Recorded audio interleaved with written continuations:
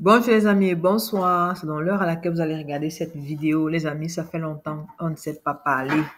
Oui, il y a des moments comme ça, les amis, où on est trop occupé, mais pas qu'on oublie la résistance, quoi, parce que nous sommes le peuple du changement et peu importe le temps que ça prendra, nous n'allons pas nous fatiguer. Nous nous fatiguons, nous ne nous fatiguerons jamais. Et tant que le Cameroun n'est pas encore libéré, nous n'allons pas nous fatiguer. Alors, si tu es nouveau sur cette chaîne, like, partage, abonne-toi et surtout n'oublie pas de cliquer sur la cloche de notification pour ne pas rater les prochaines vidéos. Les amis, est-ce que vous vous rappelez, n'est-ce pas, de ce passage de Ferdinand Ngongo, le monsieur des hautes instructions à l'archevêché de Douala, où il était allé rencontrer Monseigneur Cléda, où il faisait un peu le coming out, un show pour nous narguer, pour narguer le peuple du changement.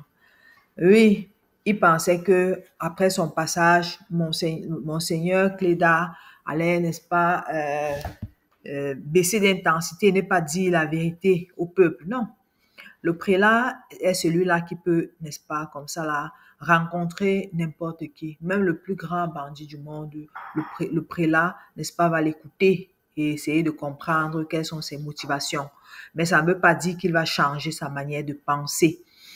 Alors les amis, nous allons écouter, n'est-ce pas, une nouvelle sortie de Monseigneur Cléda. Parce que vous vous rappelez que cette rencontre-là était due au fait que Monseigneur Cléda avait dit que la candidature de Paul Biya est irréaliste.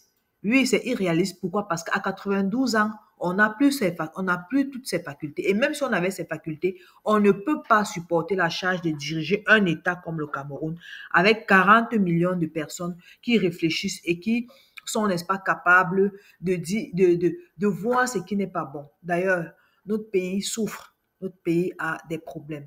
Mais nous sommes confiants et nous savons que cette année, c'est notre année. C'est l'année du peuple, les amis. Peu importe la longueur de la nuit, le jour finira par se lever. Et peu importe les manigances de ce régime quarantenaire qui ne nous a rien donné, nous savons que cette année 2025, ils ne pourront plus résister. Ils ne seront plus là parce que le peuple va dire non. Les urnes là vont pleurer le 12 octobre. OK? Donc, Ferdinand Ngongo, nous t'avions dit, n'est-ce pas, depuis longtemps, que si tu veux, n'est-ce pas, que si tu veux, n'est-ce pas, comme ça, continuer à gouverner le Cameroun parce que ces dernières années, on a vu ta capacité. On a vu de quoi tu étais capable. On a vu ce dont tu es capable. Nous ne sommes pas satisfaits et nous t'avons dit non. Si tu veux recommencer à gouverner le Cameroun, ce ne sera pas sous les hautes instructions.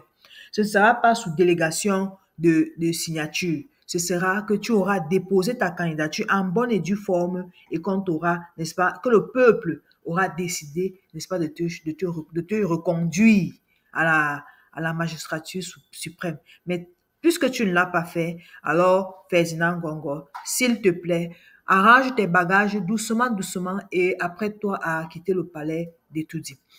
Non, les amis, écoutons Monseigneur Cléda et, n'est-ce pas, n'oubliez pas de laisser votre commentaire. Bonne journée, bonne écoute. 82, on en parle dans cette édition du 20h.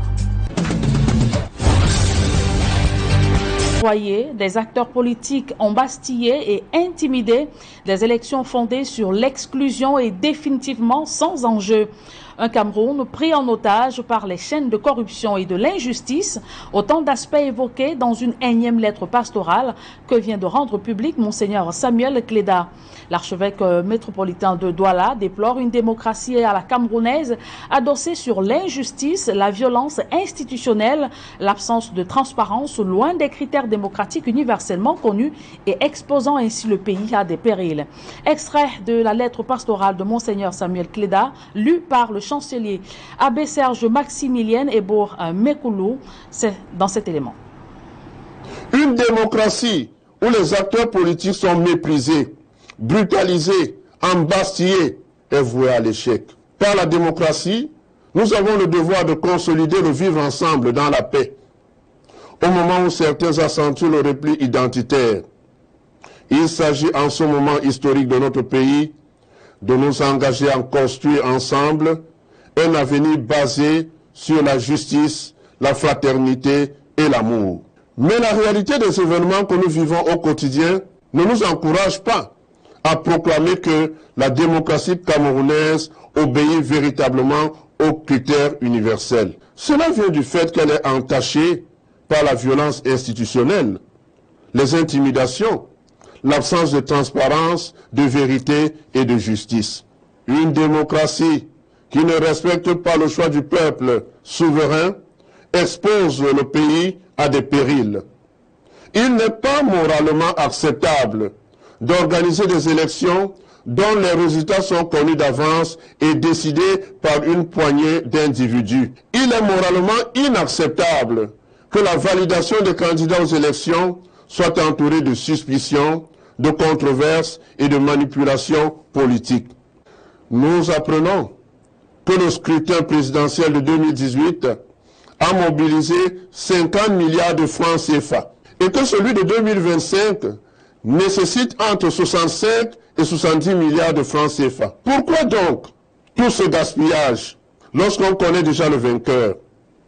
Autant ne pas organiser les élections pour ne pas appauvrir davantage les Camerounais. La malgouvernance et la corruption qui gangrènent notre pays s'expliquent par le fait que le citoyen camerounais n'est plus au cœur des préoccupations des dirigeants.